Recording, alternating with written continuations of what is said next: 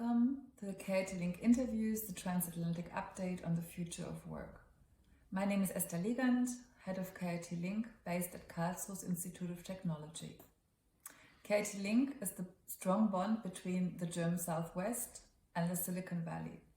Based on all the positive feedback on our Transatlantic interview series, we're pleased to continue our conversations with exciting speakers. Today we'll hear about the unfolding cognitive era, what challenges we are facing on both sides of the Atlantic with a focus on Germany.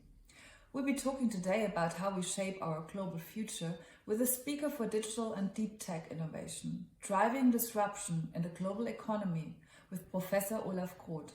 How do we engage and connect?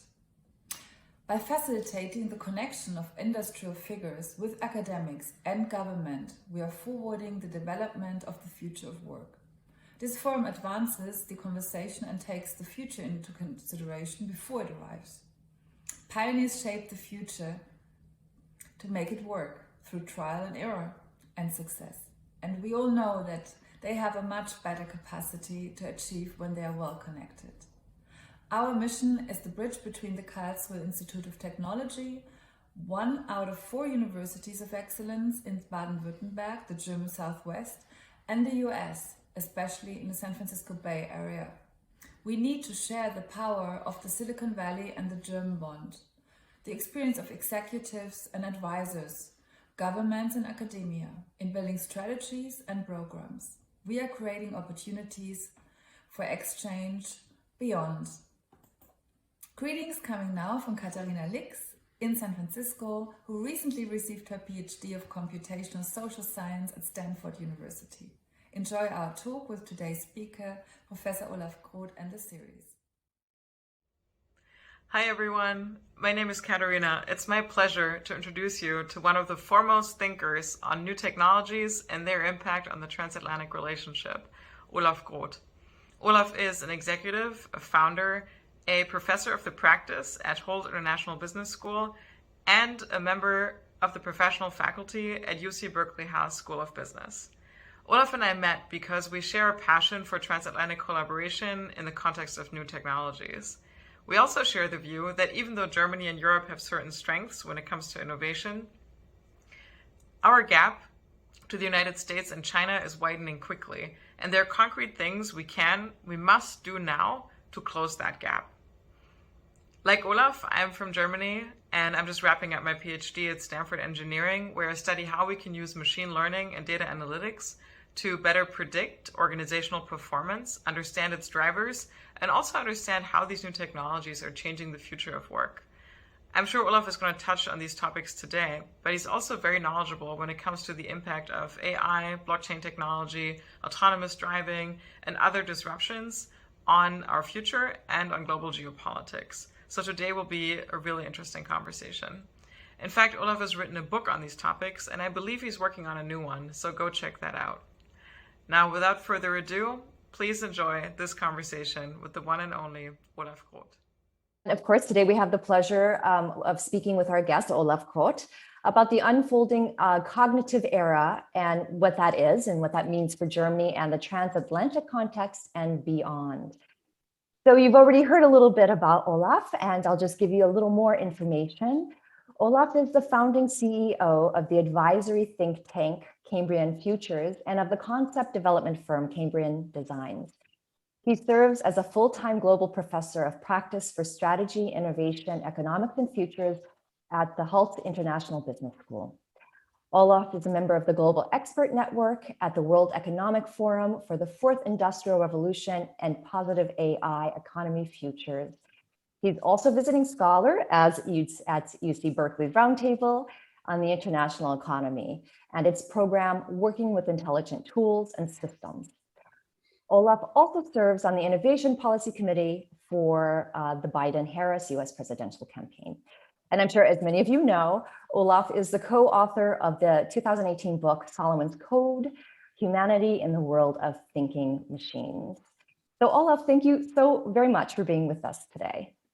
Thank you, Fran. It's a true pleasure to be with you today. Thank you also to Esther and Katharina. Of course, I hope I can live up to the glorious introduction, but it's a pleasure to be with you and to talk to you today. Yeah, and I'm sure that you will. And to begin with, I realize that the term cognitive era might raise some questions. Can you tell us more about what the cognitive era and what cognitive transformation mean, especially in relation to the term AI? Yeah, I'd be happy to. Look, many of us are talking about digital transformation, and quite frankly, I think that is already an outdated term and an outdated concept. Digital transformation was really a term coined to encapsulate the fact that we all needed to lay more digital foundations in our organizational and our societal infrastructures in order to exchange information more efficiently and to gain additional insights. And that digital transformation actually has happened much more slowly than we'd like to see in many areas of society that are non-digitally native. And that's why it's still out there and people are still talking about it. But meanwhile, what we're seeing is, in fact, a different type of transformation that rides on top of the digital transformation, and that is what we call a cognitive transformation. And when I say cognitive, that literally means the automation of thought processes in our brains, the automation of the connection between the brain and the body and the brain and the environment in order to facilitate and automate in smart ways the deriving of new types of insights, recognizing certain patterns, and making decisions much faster and ideally, although that remains to be seen, much better and at higher quality. And so this cognitive automation of the head and our relationship with our surroundings is in fact the next stage. And people who focus very much on digital transformation are bound to miss the cognitive transformation because that's already underway. So that's the next step on top of digital. Mm-hmm. Okay, great. Thank you for clarifying that for us. And also, before we kind of dive into country-specific questions, let's maybe you can paint more of a global landscape for us about the cognitive transformation before we begin to dive more on the micro level. Yeah, what we're seeing, Fran, is really the emergence of four distinct models of, cognifying, as it were, the economy and society, and then there is everybody else, and the first two, maybe the first three, will not be a huge surprise. The first one is, of course, the big 800-pound gorillas on the AI block, and that is. First and foremost, the United States, which is still leading when it comes to artificial intelligence innovation as well as global scaling, because the United States global internet platforms have had quite some lead time on the Chinese platforms and are more globalized to the tune of something like 5 to 8 billion, depending on how you measure, unique users around the world. And so the United States, with a corporate innovation and entrepreneurial innovation forward approach, still has the lead as measured by things like number of faculty, number of startups, internationally defensible patents, the H index, which is a reference indicator for scholarly work. In all of these and some other important areas like supercomputing capacity, the United States still leads, and very much private sector forward, let 1,000 flowers bloom, much to the chagrin of both of some people in the establishment, free of a whole lot of political interference or industrial policy. Those calls are now increasing. Those voices are increasing their volume for an industrial policy in light of the second 800-pound gorilla in artificial intelligence. That's China, of course, right? China is coming up hard and fast on artificial intelligence at great speed. Chinese entrepreneurs are even faster than American entrepreneurs. It used to be that American entrepreneurs and VCs used to lecture Europe on, becoming faster with their commercialization cycles and entrepreneurial scaling. Now the Chinese are really showing the way to Americans as well in terms of speed and iterating on AI in the market through, no surprise here, huge data sets on the B2C side, a little bit less on the B2B side. And so when it comes to actual applied innovation, iteration on products, the Chinese are starting to lead. They're still a bit behind in breakthrough innovation on artificial intelligence. My good friend Kai-Fu Lee begs to differ with me on this, and he says, we don't need breakthrough if we have all this data. I do believe that that's not quite the case, and we can dive into that. So those two are leading in the world. China, of course, very much a government forward approach, government in terms of coordination, not necessarily diktat. China does give quite a bit of entrepreneurial freedom, but it's centrally coordinated, sanctioned, blessed, and all data needs to be accessible by the government. So a slightly different innovation paradigm, and frankly, at least as if not more speedy than the US paradigm. Then we have Europe, and we call Europe really the castle countries, right? Because Europe is very good at standing up for the human being, the rights of the individual, and creating a bit of a legal regulatory wall around Europe, saying, look, if you want to come to our 500 million people market, you're going to have to respect privacy and agency and transparency and explainability and all those good things we've been reading about. And has, of course, through GDPR, then also extraterritorially projected that power into global markets. And so has taken the leadership role on protecting the human being, however, still very much lacks global commercial scaling power. It has entrepreneurial talent, it has phenomenal scientific advances and talent, but it fundamentally lacks global projection power to promulgate that human-centric approach through the rest of the world. And so that's where that system falters, because in my opinion, you cannot just take defensive postures, build walls around yourself. You have to actually come out and demonstrate and showcase a more desirable and still high growth, high productivity model. And that's still lacking coming out of Europe. And then we have the global networkers, and those are countries that are, countries like Singapore, like Finland, Israel is in that bucket.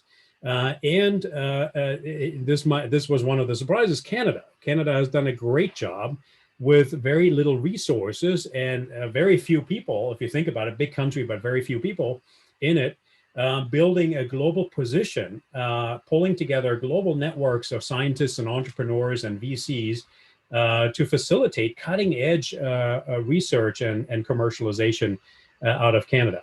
So those are the prevailing models in the global cognitive economy, all focused on artificial intelligence. Now, woefully absent are regions like Africa, Latin America.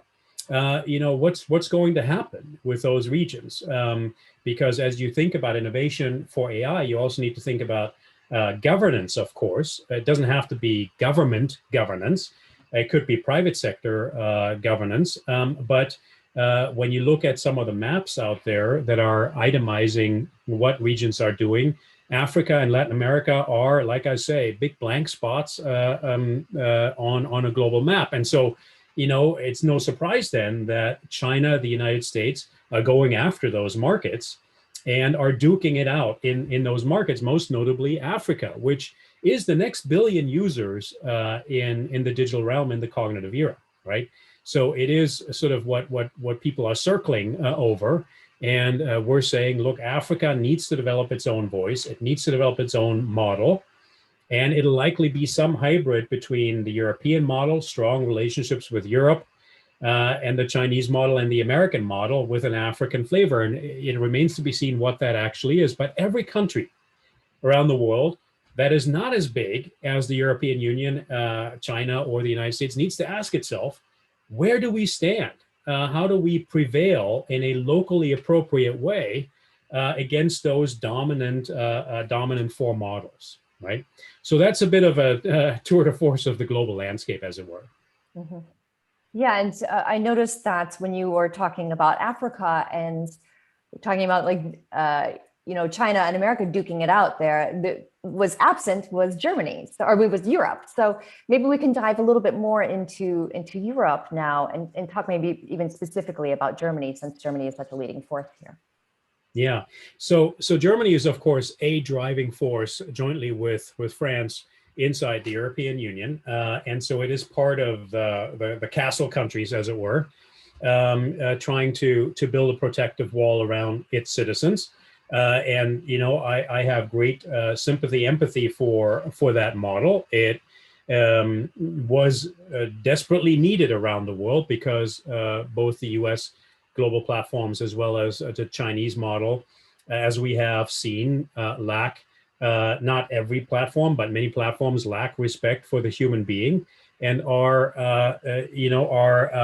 objectifying and diminishing people's digital dignity while they're making money. So Germany, very much a formative voice inside Europe for that model, with a very strong privacy focus. And some corporations from around the globe, notably the big American corporations like Microsoft and IBM, are welcoming that and are now investing in Europe and in Germany in order to harness that advantage. Because for many enterprise customers, as well, of course, as consumers, that's a very attractive posture. And if you can integrate that with commercial staying power and with commercial scalability, you may have a winner. And that's what, of course, companies like Microsoft and IBM are trying to do. Germany, however, has always had the problem that it, even in the context of the larger German-speaking Europe, is too small to hold its own against the titans of the United States and China. And so it needs to scale out its own model through Europe. That has proven to be difficult. Certainly alignment with France, and there is a bridge between Europe and Canada as well, because there is some affinity in terms of the value set, and that wasn't quite there during the Trump administration with the United States. Hopefully. And I'm advocating for changing that now that we have a new administration, because there needs to be a bridge between Europe and all of North America, not just Canada. But Germany, again, coming back to it, lacks scalability. And so the big tragedy of Germany is that it's got the talent, it has the scientific method and track record, and it has the right value set that the world, needs to at least take account of, but it doesn't have the global scaling mechanisms. And as it tried to do this, throughout Europe, I think it, much like France, has experienced, of course, the fact that Europe is a very, very complex, arena in which you have 24 to 28 different regulatory regimes and administrative rule sets, and just creating a Europe-wide data market, as it were, by regulation in Brussels doesn't do the trick. When you talk to an American entrepreneur, or a Chinese entrepreneur for that matter, who wants to come to Europe, they still have to contend with 24, 28 different administrative rule sets. And as anybody who's ever done anything entrepreneurial knows, that's the kind of red tape that will just kill you, because you don't have the staff, right, in order to deal with that. It's different for a large corporation like the ones that I mentioned, because they have droves of lawyers and finance people and PR people to work with that. But for a small entrepreneur, a team of 5 to 50 people doesn't have that kind of resource pool, right? So it's a very mixed picture. And I will also say that what's missing in Germany is we need more sandboxes, quote unquote. We need more experimentation spaces that are safe. And I still see way too much hesitation when it comes to experimentation with new AI-powered, data-fueled business models for entrepreneurs in order to scale up and scale out more quickly. There is an ingrained fear, and data almost has a negative connotation. And while I'm the first one, as you notice from having read my book, I'm the first one to say, yes, of course, we need to be careful. And I'm a big fan of, the concept of digital dignity, to borrow from Jaron Lanier and the folks at Microsoft. I still believe that data is the future of the economy. We're looking at a $3 trillion global data economy, and Germany is about to miss that boat because it has a purely defensive posture.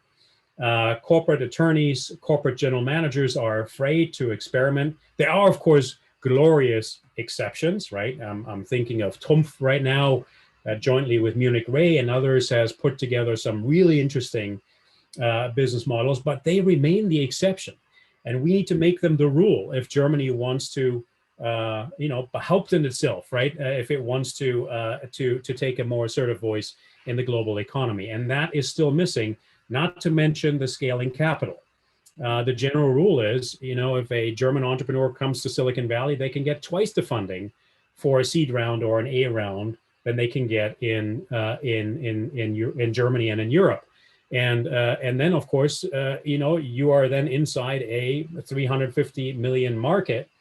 And so that combination of greater scaling capital and the bigger market that is less bureaucratic, less red tape, is very attractive to entrepreneurs. Germany needs to change that in the concert of Europe. Mm-hmm. Yeah, it's this is not the first time we've heard this about entrepreneurs, really seeking out capital in America because they just can't find it here, especially in Germany.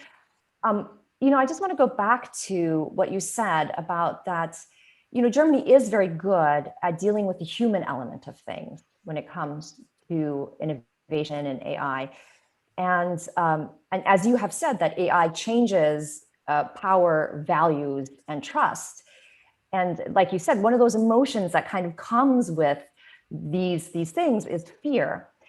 And maybe we can dive a little bit more into this, what you think is going on in the German mindset and in Germany with this fear, as opposed to, let's say, in relation to the US, where we seem pretty fearless. Maybe we should have a little more fear when it comes to these things.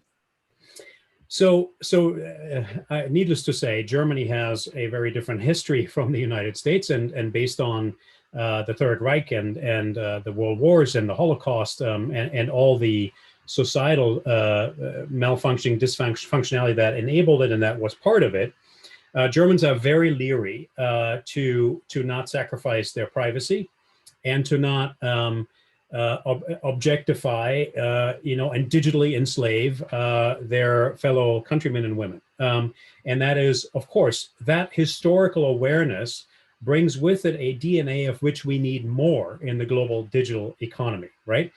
Lest it prevent us from experimenting with something, right? We need these safe experimentation spaces that don't exist on a large enough scale yet. However, the general DNA of that thinking is not bad, because we in the United States are also starting to think more about this, because at the very foundation of the global $3 to $6 trillion data economy will increasingly be the concept of trust. Trust is really the most important and the most fragile and vulnerable currency in life, right? You can always make more money, right? You can always get more talent some way. You can always buy more IP. But trust, once lost, is very, very hard and costly to regain, if ever. And so the German mindset can, in fact, be trust enhancing if it is integrated with the scalability, with the entrepreneurial speed, and the capital of the American model that is very much sort of experimentation forward, right? And so there is that potential. And in fact, we are seeing that some companies now, large and small, are using privacy assurance and trust as a currency to competitively position as protecting the consumer, protecting the enterprise customer. And so to me and many others in this field, that is the future of the global economy. We have to change paradigms into more of a trust focus, and that is starting to happen. And Fran, it's actually a bit of a fallacy, if you don't mind my saying so, to think that Americans don't care about privacy. I will tell you, yes, they're used to less of it because it's never really been government enforced, right? If we're just thinking about the Patriot Act and really American history throughout, it has a different DNA when it comes to privacy and trust. But in polls, we have shown that Americans care very much, like Europeans, about privacy. Between Europe and America, I think the numbers were something like 700 million people, and North America, sorry, 700 million people on both sides of the Atlantic in almost equal percentages, not quite, care about privacy on both sides. And so there is promise for this privacy and trust assured cognitive economy model. The question is really, how do we put it in place? How do we talk to each other? How do we create that bridge, right? Yeah, for sure. And, I think that I would just like to maybe take a moment here to talk about the innovation in AI and where values fit in with that. I think a lot of fear can sometimes come from not knowing how or how people fit into the future of what's being created. Yeah, I think you're hitting on something very, very important. And I think Silicon Valley is coming to grips with this right now. China has a slightly different kettle of fish, even though there too, the government is stepping in when it comes to abuses. But if we're looking at the American model, I think we're seeing the most readily applicable parallel to Europe. And that is that both sides have started to experiment with human-centric use cases. Really at the foundation of any business, right, is an observed problem that somebody has, whether it's a consumer or I should say a private individual, right? Because we need to look at people, as human beings, not just as consumers. Consumers sort of connotes, oh, there's a purse. I need to get to the purse, so they give me the money, right? It's almost like the first step in objectification. But really, when you look at the whole person with their, as you rightly point out, with their anxieties and their fears, their aspirations, their hopes, right? And I think Steve Jobs was really good at recognizing that. Then you see a whole new sort of swath of opportunity arising, right? So now, then what do is you say, okay, if I'm going to use AI to solve a problem for Fran, right? Then I need to put Fran in the center of my use case, right? And I need to say, how do I perceive Fran? What's her value set? What does she want? What does she hold dear? What compromises is she willing to make? I cannot get to what compromises you're willing to make, Fran, if I don't know you and if I don't talk to you and if I don't involve you, right? Because things like privacy, we have found out, are very hard to generalize, right? Your sense of privacy may be different from mine, may be different from Esther's or anybody really, especially across cultures and country borders, right?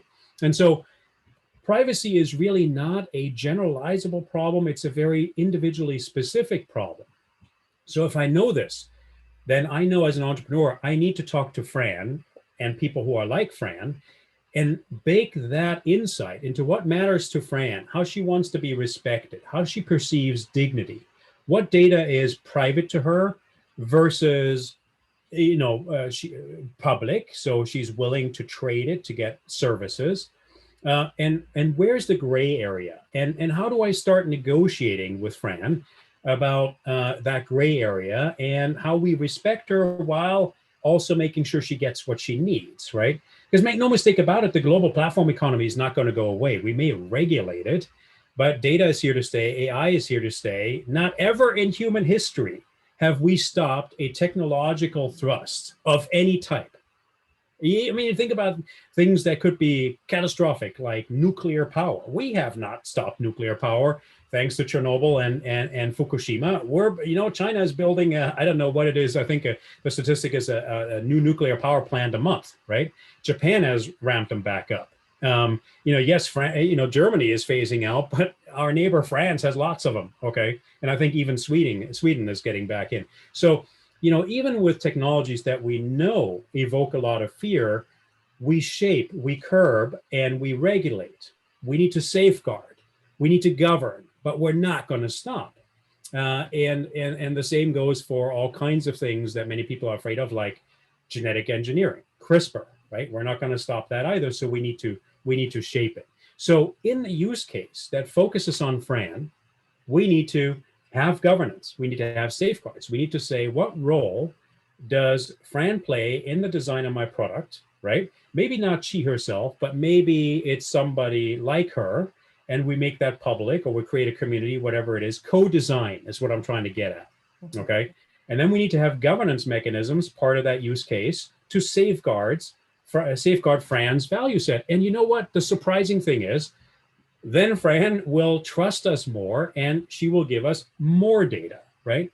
I talked to a board member at a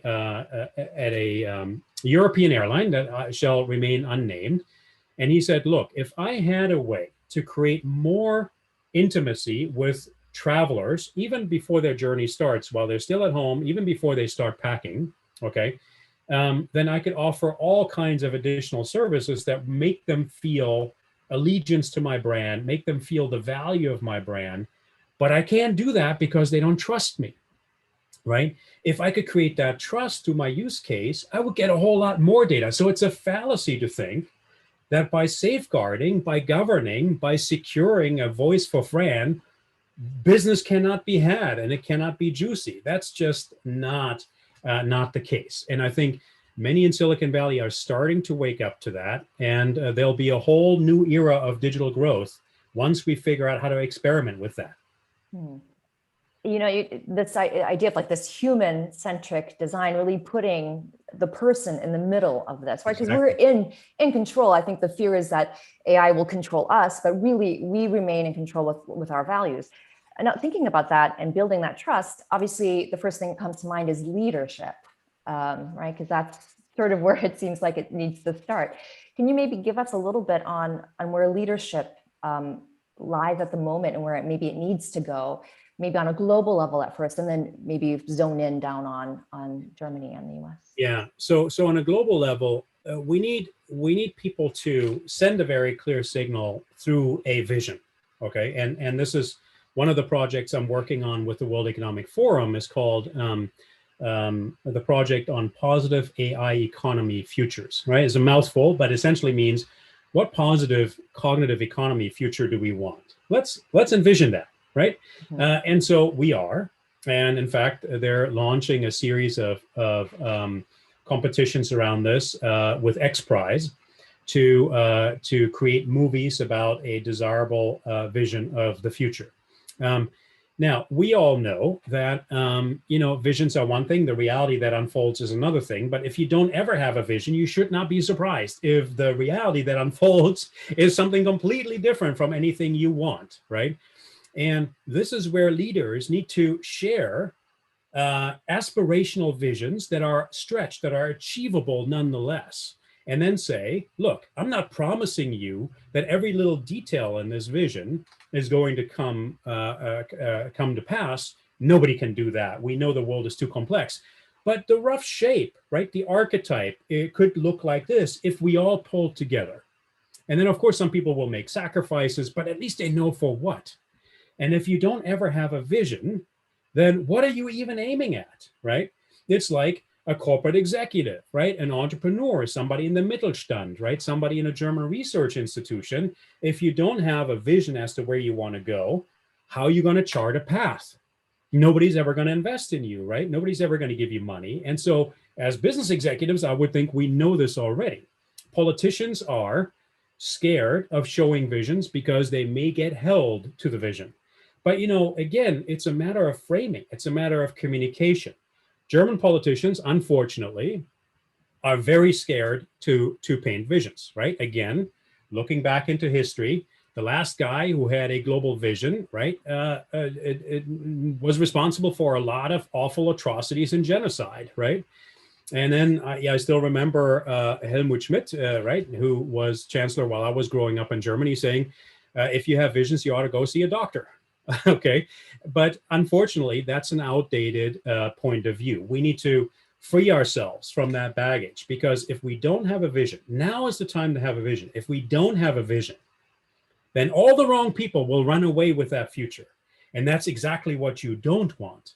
So you want a compelling vision of a cognitive future that takes data, that takes AI to make the world a better place. Call that idealistic, but entering a new market and doing well in that market is idealistic too, if you want, right? So frankly, if we don't have that optimism that a vision is a good thing, then we ought not be surprised if all the wrong people start running the world, right? That's on a macro level.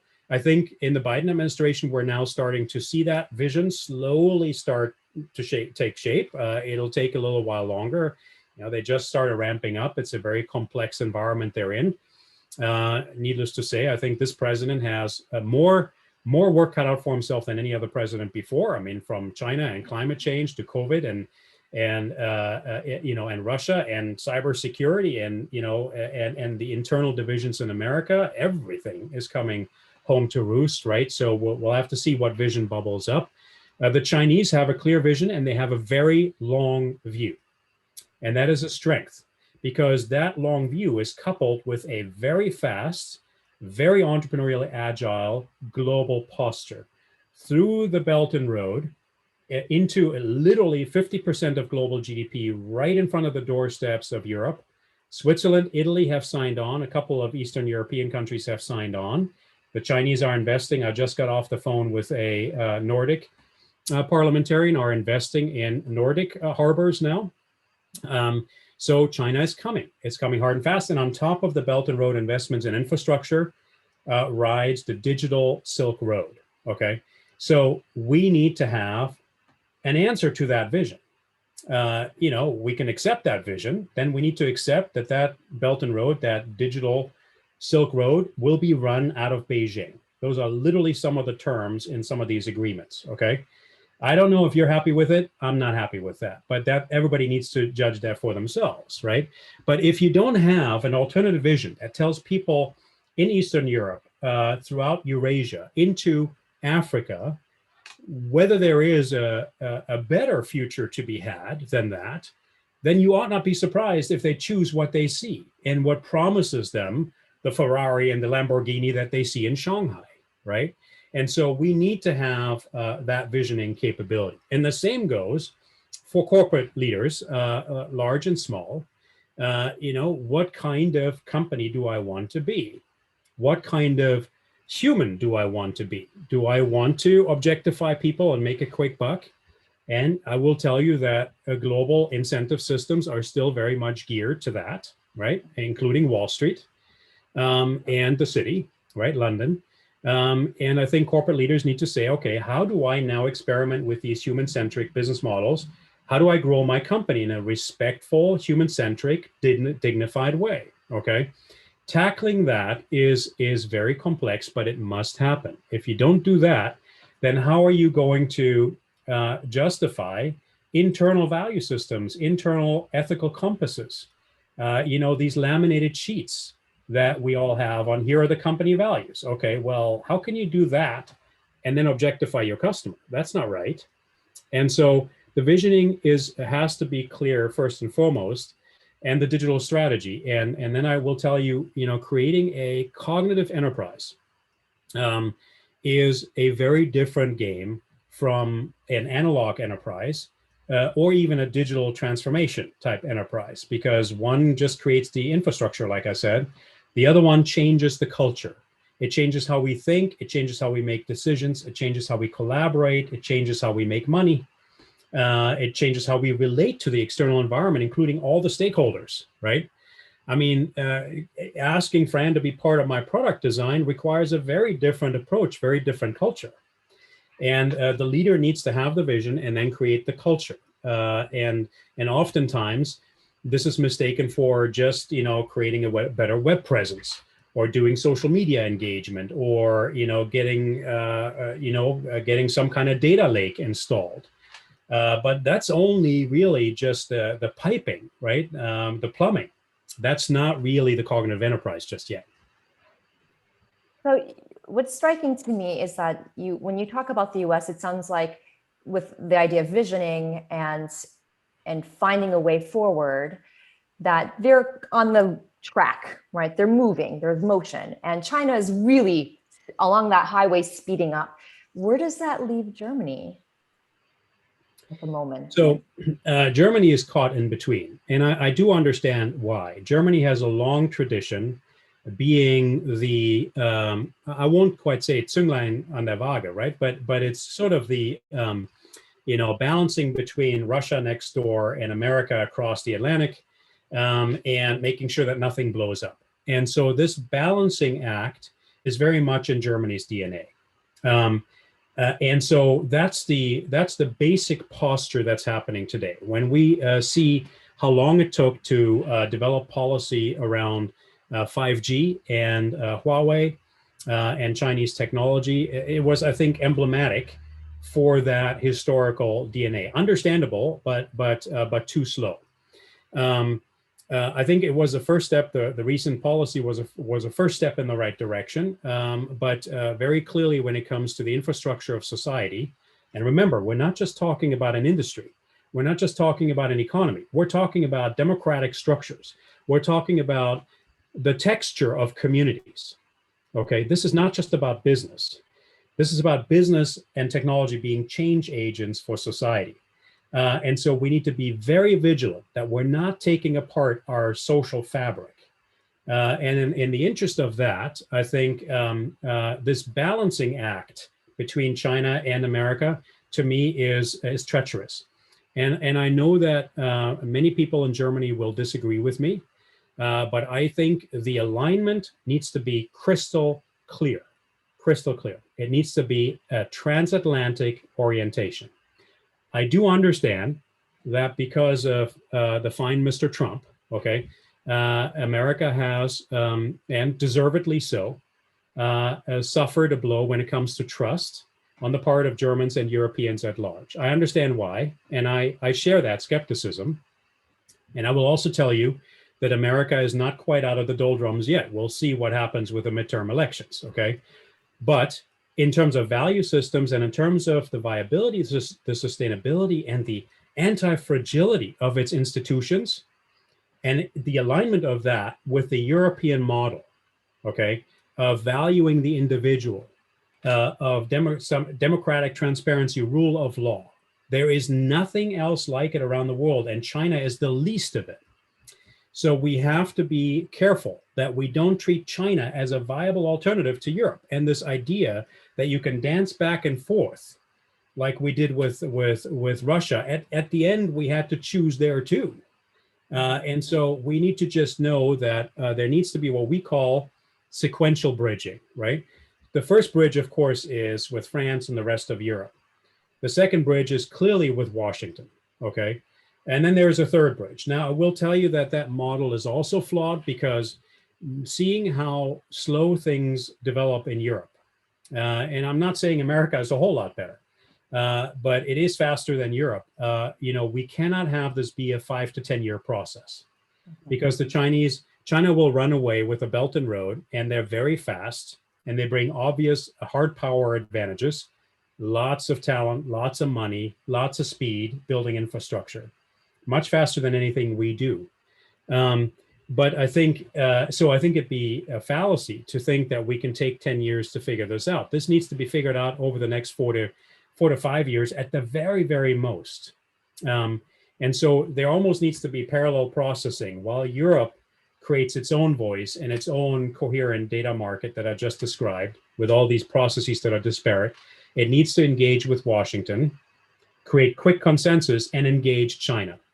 I'm not advocating for an adversarial stance with China, but articulating a clear position, a clear value set, clear set of interests is part of any good, productive, and transparent relationship. Mm-hmm. Just because you have differences doesn't mean you can't have a relationship, and it doesn't mean you can't tackle climate change and education challenges and migration and pandemic fighting, et cetera, et cetera. But you have to have a clear identity in terms of who you are and what you stand up for, and then negotiate. And every good relationship in life ends up at some point being a negotiation.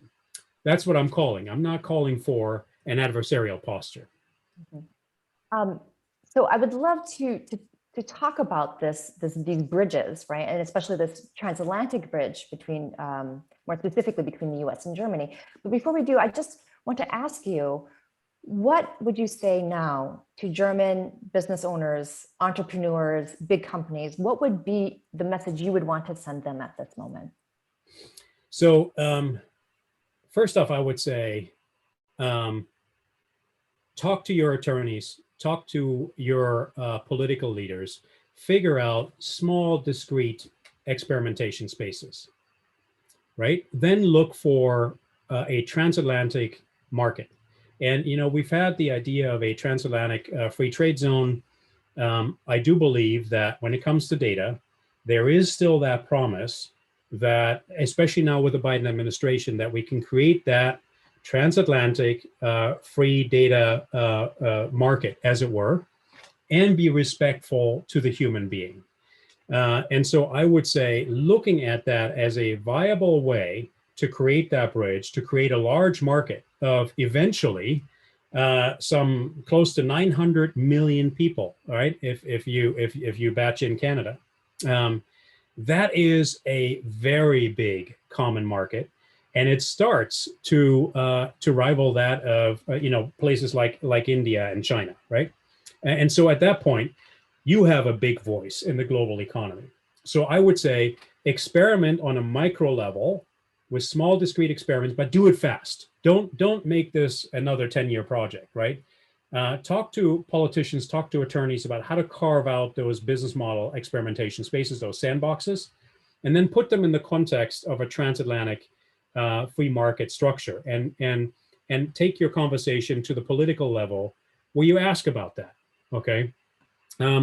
Things, once you start talking about pilots, about experimentation sandboxes, and you get different people around the table, you wouldn't believe what can happen, despite the fact that on a high atmospheric level, you may have differences about ethics and value sets here and there. Once you start looking at discrete experiments, people can say, okay, in the context of this experiment, here's what's important. And then you discover all kinds of commonality, right? And a good friend of mine, Mark Nitzberg, with whom I authored Solomon's Code, right, said, look, I mean, when it comes to autonomous driving regulation, for instance, it doesn't really matter who you are, an American, a Chinese, or a European. Nobody wants to lose an arm, a leg, or their life, right? And so once you look at that experiment, you can find common ground and then take that into a much larger market setting. That's what I would advise. Mm-hmm. Okay, great. Thank you for that. And now going to this idea of transatlantic networks, and you have various transatlantic projects, including being involved with projects such as Transatlantic Sync. These projects also, and these links, these bridges, also provide a place for these open kinds of discussions, education, and exchange. Can you tell us a little bit about your view on transatlantic bridges and initiatives? Yeah, so to me, this all started when we got done writing our book. This was, I think it was 2018.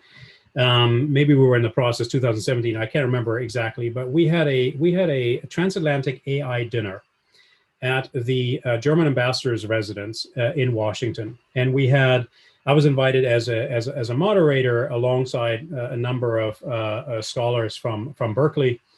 And there were probably close to 35, maybe more, very highly powered individuals from various institutions around Germany and the Washington area in the room, hosted by the German ambassador. And it was a very tough conversation to moderate, I will tell you, because that's a lot of high caliber people with strong voices. We had even U.S. senators joining us for this event. But I tell you, it was sort of a moment that crystallized just how closely aligned, even in tough political times, which they were at the time in America, we saw eye to eye on the need to create a transatlantic alliance and a bridge between Germany and, of course, Europe overall and America. And even then we said, look, we have to keep this thing alive somehow. We have to operationalize it. We have to create a community around this and make sure that bridge gets put in action gets operationalized, because it's one thing to have these fancy dinners, but then it goes poof and that was it. Everybody goes back home and nobody does anything, right?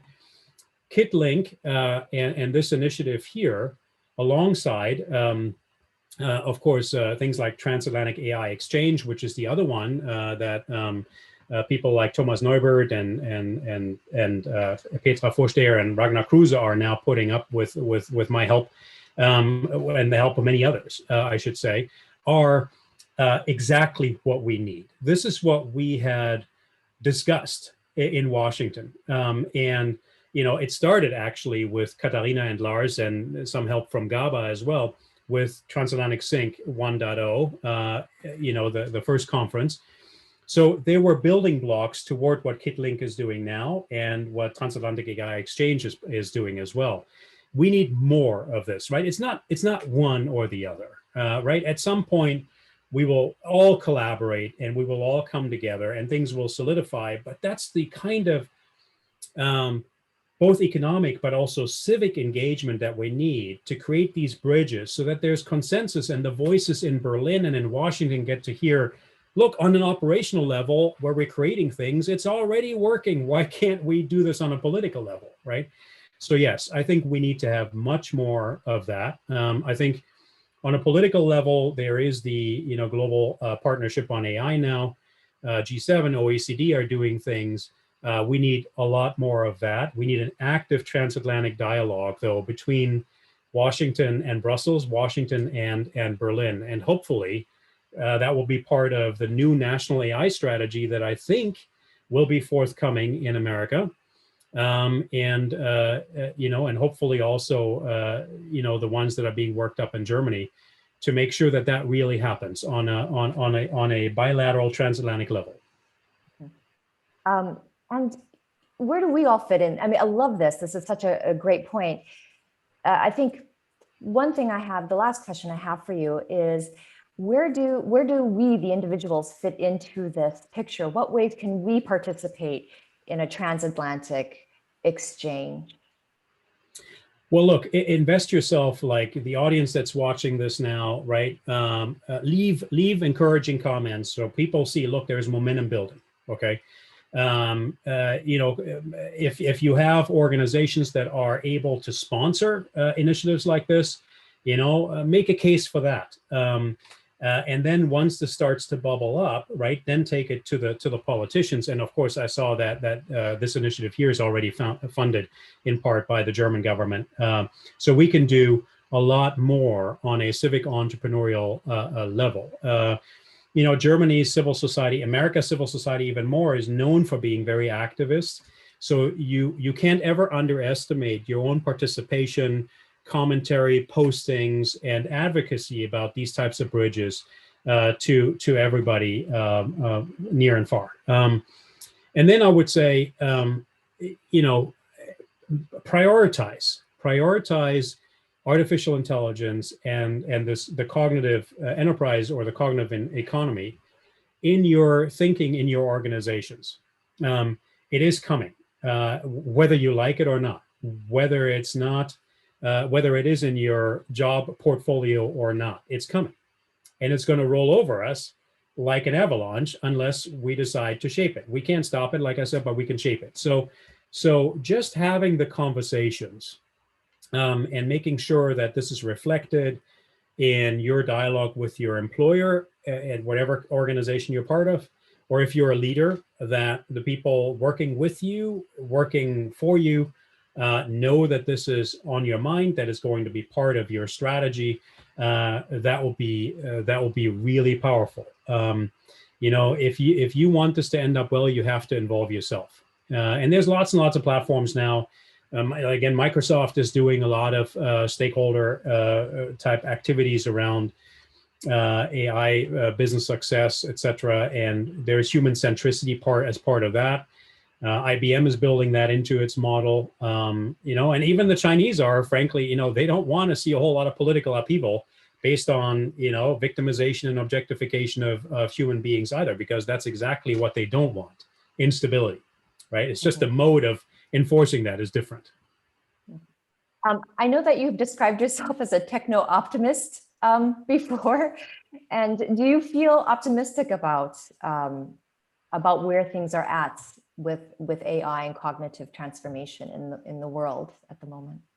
Yeah, look, techno-optimism has sort of gotten a bad name. So I would tell you, I am an institutional optimist, as it were. Okay, and that is that I do believe that at the end of the day, companies, innovators, are dependent on the support of the people.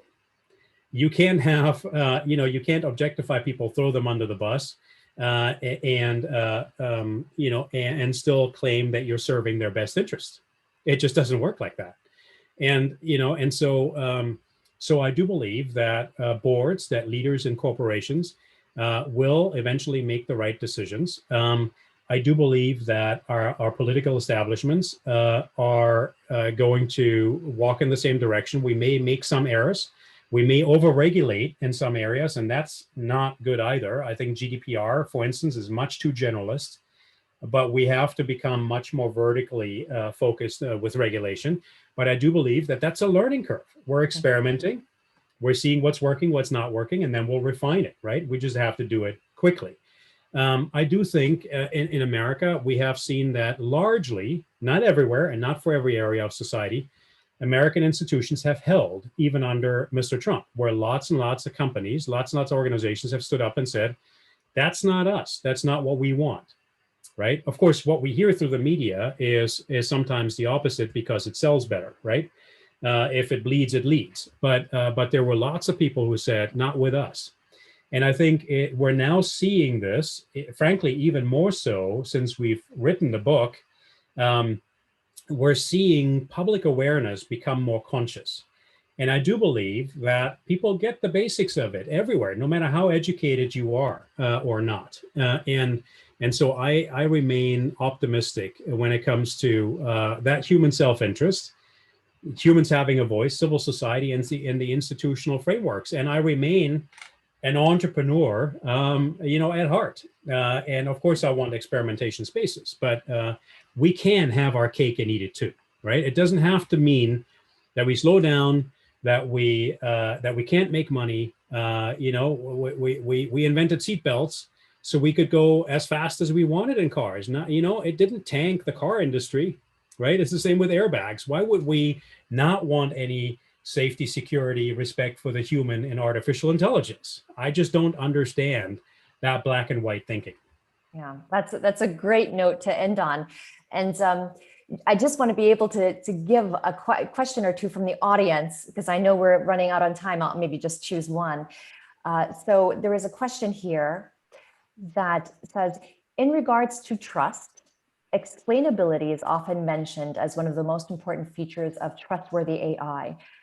How do you think that is achievable with an ever more complex software and increasing amounts of data? It's a fascinating question, and I will tell you, Fran, this is where, to speak sort of in the language of my friend Brian, who's the CEO of Kernel, right, brain-computer interfaces. Humans also will have to learn to evolve their thinking and to expand their trust frontiers. Okay. And I'll give you an example. So when we interviewed scientists at DARPA, the Defense Advanced Research Projects Agency at the U.S. Defense Department, which is the long-term, long-range R&D unit of the Defense Department, where a lot of groundbreaking innovations have come from. They're inventing, they're designing models, AI-driven models of models that will predict food crises, okay, around the world, right? You can easily see how the U.S. government has an interest in that. You don't want to have to send soldiers anywhere, and with all the damage that comes with it, internationally and domestically, if you can prevent these food crises, right? The same with climate change, right? Out of self-interest. But these are complex models of models. There is usually, 5-6 different AI models at the very least, right? And I'm probably understating the case because it's been a couple of years since we did that interview.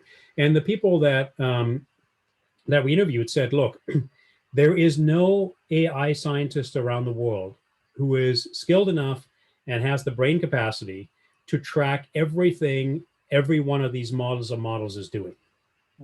We can invent AI systems that help us explain, and DARPA, to its credit, is working on exactly that, explainable AI projects, right? One AI explaining another AI so humans can understand it, because we process much more slowly and differently.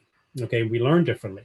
So yes, we need to have those models, but at some point we need to be comfortable with the fact that we will need to calibrate these models as we go along if we ever want to get a grip on climate change or food crises or traffic optimization or beating cancer or preventing the next pandemic, for that matter. And we need to also expand our trust frontier, right? As long as there are safety guardrails and as Stuart Russell says, an off button that you can push, right? But we will not be completely in the position to be risk-free. And this is my key message to, and you will forgive me for overgeneralizing, as much as Americans are often a bit naive about the potential of a technology and the lack of backlash.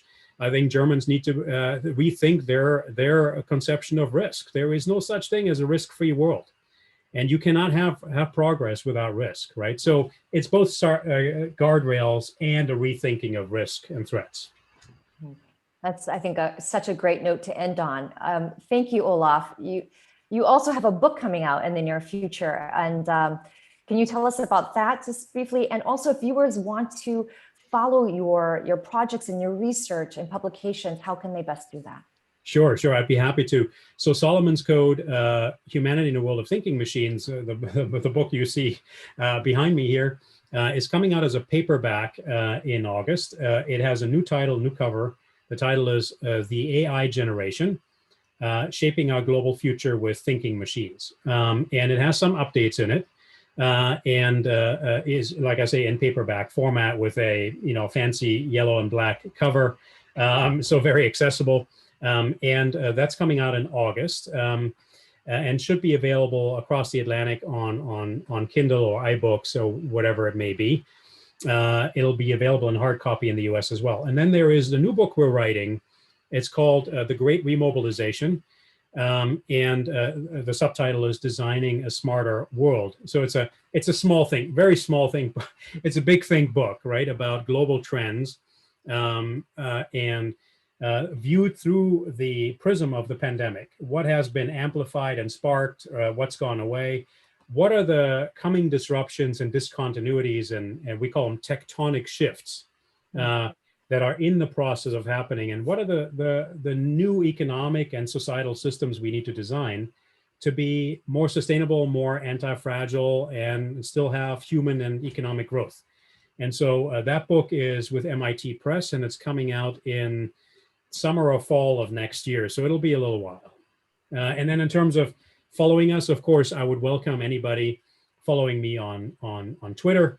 The handle there is first name, last name, and the letters SF for San Francisco. And on LinkedIn, you'll find me readily. And then we have a company website for my think tank. It's called Cambrian.ai. Cambrian, like the geological era, explosion of life, for the explosion of opportunity. So again, CAM as in mother, BRIAN.ai. You can follow me there as well. Okay. And we'll make sure to post all of that information as well with the interview when it gets posted up on the website. Thank you so much again, Olaf. It's been an absolute pleasure. It's been wonderful, Fran. Thank you for your excellent moderation. Thank you to Esther and Jens and everybody else, and Kit Link. I think we need much more happening of this nature, and I'm happy to help make it happen. Thanks again. And as always, we'd like to close by taking a moment on the behalf of the KIT Link team to thank all of you, our viewers, for joining us today and being a part of this part of the Transatlantic Bridge. So if you found today's talk valuable and you would like to pass it on to someone that you couldn't be here tonight that you would think be interested in it, please check out our website soon. We'll have the link there for you to share. Otherwise, we look forward to you joining us for our next talk, and have a great day or evening, whichever side of the Atlantic you're on, and see you next time.